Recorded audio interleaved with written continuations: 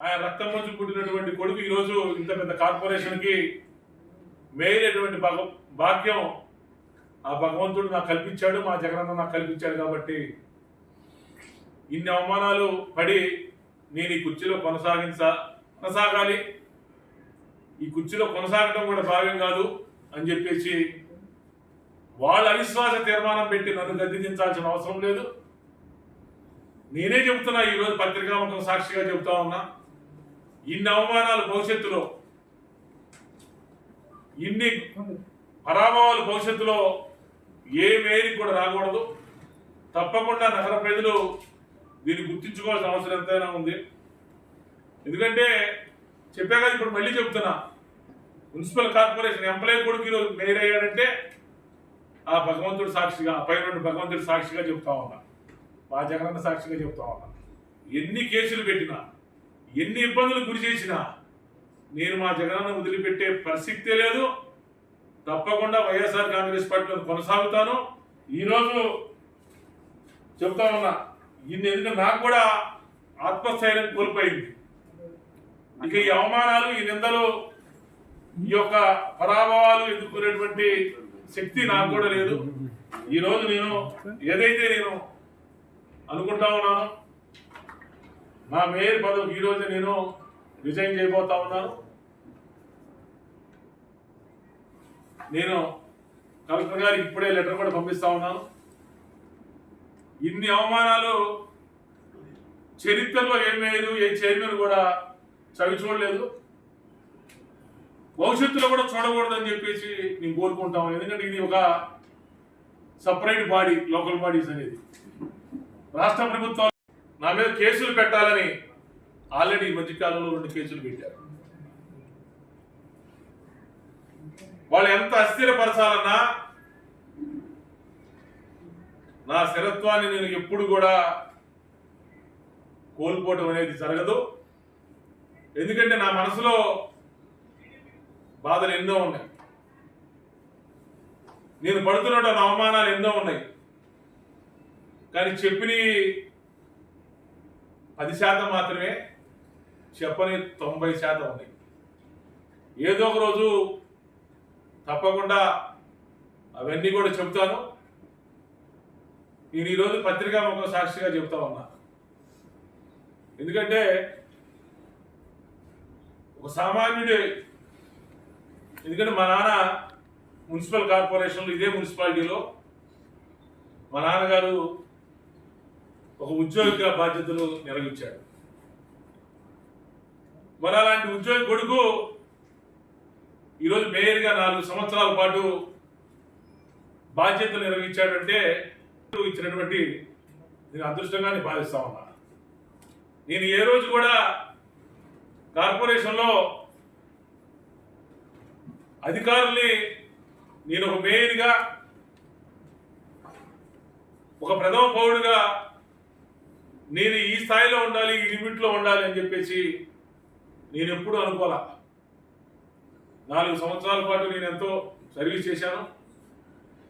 Telugu Desam party వాళ్ళు, లేదా భారతీయ జనతా పార్టీనో, జనసేననో, కాంగ్రెస్ అనో, లేదా వైఎస్ఆర్ కాంగ్రెస్ అనేది చూడకుండా వాళ్ళు సమావేశం 17వ తారీఖు మధ్యాహ్నం 3 గంటలకి కౌన్సిల్ హాల్ నందు సమావేశం నిర్వహిస్తామని చెప్పేసి ఒక ఎజెండా నిన్న సాయంత్రం 7:30కి నా దగ్గరికి పంపించడం జరిగింది. కనీసం మీరు దీంట్లో చూడండి, ఎక్కడైనా సరే మీ అందరూ కూడా ఉన్నారు జర్నలిస్టులు, ఎంతోమంది మేయర్లు చూశారు, ఎంతమందో చైర్మన్లు చూశారు. ఈ విధమైనటువంటి పరిస్థితి ఎక్కడన్నా సరే మీరు చూశారా అని చెప్పేసి నేను మీ ద్వారా నేను ప్రభుత్వాన్ని అడుగుతా ఉన్నా. ఈరోజు రాష్ట్రంలో ఒక రెడ్ బుక్ రాజ్యాంగం నడుస్తూ ఉంది, ఒక రెడ్ బుక్ పాలన నడుస్తూ ఉంది. ఈరోజు విద్యాశాఖ మంత్రి లోకేష్ గారి యొక్క నాయకత్వంలో ఈరోజు వైఎస్ఆర్ కాంగ్రెస్ పార్టీ ప్రజాప్రతినిధుల్ని అణిచివేయాలి,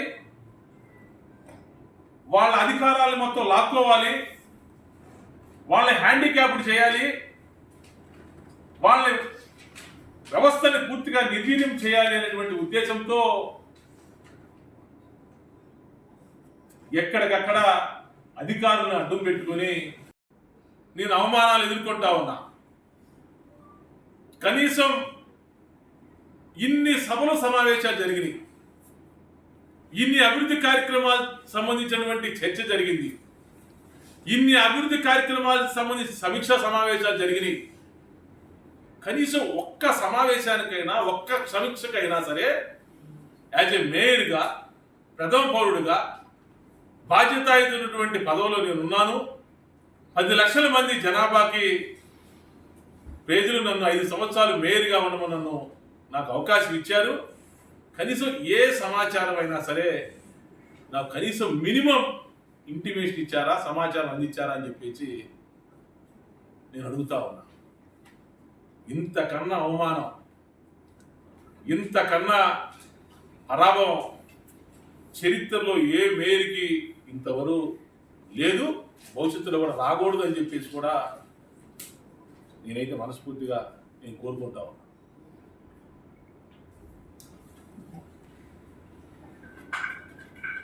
ఎన్నికైనా అంటే ప్రజాస్వామ్యబద్ధంగా 5 సంవత్సరాల పాటు ఎన్నికైన నన్ను ఈరోజు మేయర్గా గద్దె దించాలి అని చెప్పేసి వాళ్ళు కార్పొరేటర్లు ఇళ్ల మీద పడతా ఉన్నారు, కార్పొరేటర్లతో రాయబారాలు చేస్తా ఉన్నారు.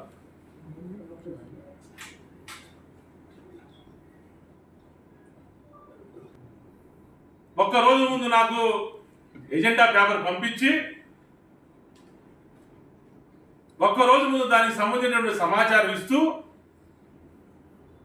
నేను ఏ విధంగా నీ సమావేశానికి రావాలి, కనీసం ఏ అధికారైనా వచ్చి మేయర్ గారు ఈ సమావేశం పలానా రోజు పెట్టాలనుకుంటున్నాం, లేదా మీరు సమావేశం సమయం డేటు మీరు నిర్ణయించండి అని చెప్పేసి కనీసం ఎవరన్నా నాతో సంప్రదించారా అని చెప్పేసి కూడా నేను పత్రికల ద్వారా నేను అడుగుతా ఉన్నా. ఏదో ప్రభుత్వ పెద్దల యొక్క అండ చూసుకొని కొంతమంది అధికారులు వాళ్ళు వ్యవహరిస్తున్నటువంటి తీరు భవిష్యత్తులో తప్పక మీరు సమాధానం చెప్పవలసిన అవసరం తప్పక వస్తుంది, చట్టం ముందు మీరు తప్పకుండా నిలబడతారు అని చెప్పేసి కూడా నేను అధికారులు కొంతమందిని నేను హెచ్చరిస్తా ఉన్నా. ఎందుకంటే నేను 4 సంవత్సరాలు నేను మేయర్గా నేను బాధ్యత నిర్వహించా.